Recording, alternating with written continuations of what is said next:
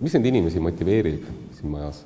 Ma arvan, et enamus meist teevad väga unikaalset tööd üsna unikaalses organisatsioonis.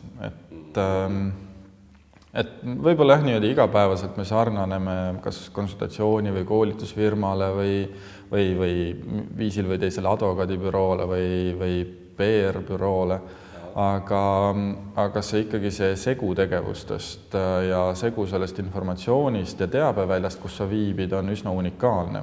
Ja ka see mõju, mida sa võid ükskõik kas üksiku professionaalina või siis organisatsiooni esindajana saavutada, on ikkagi märkimisväärne. Et see missiooni tunne, kindlasti, no, minu nagu selline isiklik kogemus, aga kui ma vaatan neid kolleege, kes siia on kauemaks jäänud ja ka tegelikult osaledes teiste organisatsioonide juhtimises, olen ma üsna veendunud selles, et ega tegelikult, kui me räägime pikaajalisest pühendumisest, siis ei ole niimoodi, et inimene valib töö, tavaliselt ka töö valib inimese.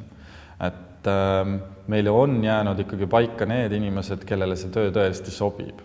Et ma näen, ma küll ise jätkuvalt olen pean ennast nooreks inimeseks, aga kui ma ütlen, et ma näen hulka noori inimesi siit organisatsioonist läbi käimas, siis nad tõesti saavadki esimese või teise töökogemuse ja liiguvad edasi tõenäoliselt 3 aasta pärast, tavaliselt kuskil 3 aasta peal see murdepunkt tekib tööle, mis võib-olla neile rohkem sobib.